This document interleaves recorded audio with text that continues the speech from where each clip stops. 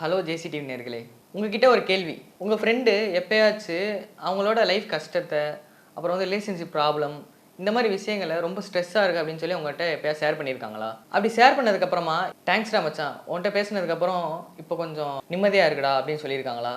அப்போ உங்களுக்குலாம் ஒன்று சொல்லட்டா, நீங்கள் ஒரு சைக்காலஜிஸ்ட்டாக இல்லாமல் இருக்கலாம், கவுன்சிலிங் படிச்சிருக்காமல் இருக்கலாம், ஆனால் நீங்களும் ஒரு கவுன்சிலர் தான். பிகாஸ் கவுன்சிலிங்கிறது ஜஸ்ட் அட்வைஸ் கொடுக்கறது இல்லை, ஒரு மனுஷனை ஜட்மெண்ட் இல்லாமல் அவங்களை புரிஞ்சுக்கிறது. இந்த உலகத்தில் சில நேரம் மருந்தை விட புரிதல் தான் அதிகமான ஹீலிங்கை கொடுக்குது. அதனால தான் இன்றைக்கி நம்ம பேச போகிற டாபிக் பியர் கவுன்சிலிங். அதாவது ஒரு நண்பனோட குரல் எப்படி ஒருத்தரோட வாழ்க்கையை மாற்றும். என்னன்னு தெரிஞ்சுக்கணுமா? வீடியோ ஃபுல்லாக பாருங்கள். மறக்காமல் ஜேசிடிவி சேனலை சப்ஸ்கிரைப் பண்ணிக்கங்க.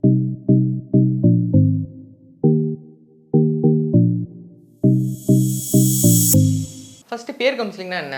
பியர் கவுன்சிலிங்னா ஜஸ்ட் ஒரு அட்வைஸ் பண்ணுறது இல்லை, தெரப்பி இல்லை, மெடிசின் இல்லை, ஒரு சைக்காலஜிஸ்டோட ரோலை வந்து ரிப்ளேஸ் பண்ணுறது இல்லை. அது ஒரு சப்போர்ட் சிஸ்டம். பியர்ஸ்னால் நம்மளை மாதிரி இருக்கிற ஒருத்தர், அதாவது நம்ம வயசு, நம்ம என்விரான்மெண்ட், நம்ம ஸ்ட்ரகிள்ஸ், நம்மளோட எக்ஸ்பீரியன்ஸ். அதனால தான் நம்ம ஃப்ரெண்ட்ஸ் கிட்ட பேசுகிறது ரொம்ப ஈஸியாக இருக்கும். இப்போ எக்ஸாம்பிளுக்கு இமேஜின் பண்ணுங்களேன், ஒரு காலேஜ் ஸ்டூடெண்ட் இருக்கான், அவனுக்கு வந்து ரொம்ப எக்ஸாம் ஸ்ட்ரெஸ்ஸு, அப்புறம் வந்து ஃபேமிலி ப்ரெஷரு, ஃப்யூச்சர் பற்றின பயம், இதெல்லாம் இருக்குன்னு சொல்லி சைக்காலஜிஸ்ட்டை போகணும் அப்படின்னு ஃபஸ்ட்டு யோசிக்க மாட்டான். அதுக்கு முன்னாடி அவன் ரூமில் தங்கியிருக்கிற அவன் ஃப்ரெண்டு கிட்ட தான் எல்லாத்தையும் ஷேர் பண்ண ஆரம்பிப்பான்.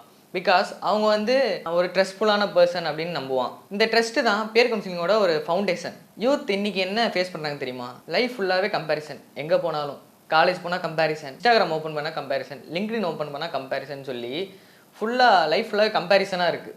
அவன் பிளேஸ்மெண்ட் ஆகிட்டான், அவள் அப்ராட் போயிட்டா, அவன் ரிலேஷன்ஷிப்பில் ஹாப்பியாக இருக்கான், நான் மட்டும் தான் இங்கே ஸ்ட்ரகிள் பண்ணிருக்கேன் அப்படின்னு நினைக்கிறாங்க. ஆனால் ரியாலிட்டி என்னன்னு பார்த்தோம்னா, எல்லாருமே ஸ்ட்ரகிள் பண்ணிட்டு தான் இருக்காங்க. அதை அவங்க வெளியே காட்டுறது இல்லை.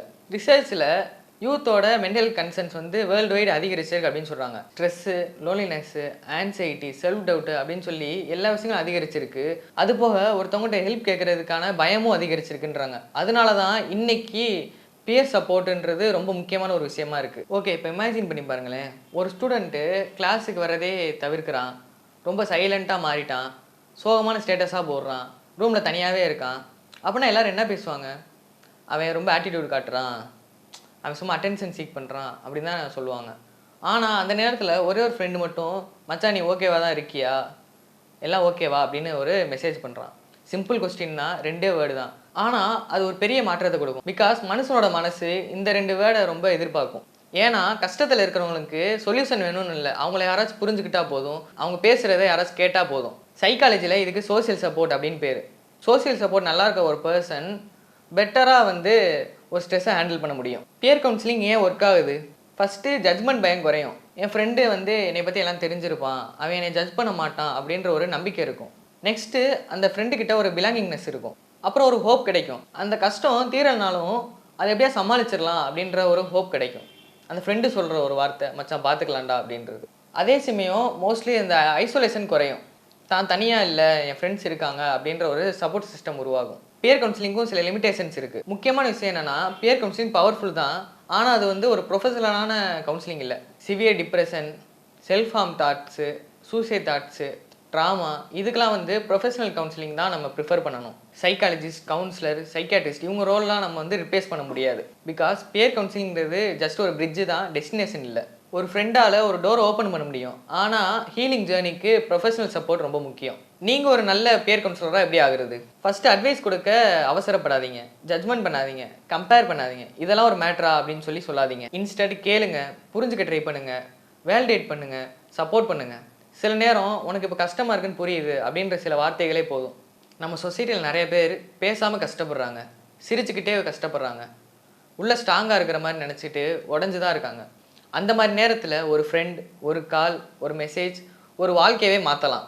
நீங்கள் சைக்காலஜிஸ்ட்டாக இருக்கணும்னு இல்லை, ஹீரோவாக இருக்கணும்னு இல்லை. சில நேரம் யாராவது பேசுகிறத அமைதியாக கேட்குற, புரிஞ்சுட்டு கேட்குற ஒரு நல்ல நண்பனாக இருந்தால் போதும். ஏன்னா people may forget what you said, people may forget what you did, but they will never forget how you made them feel.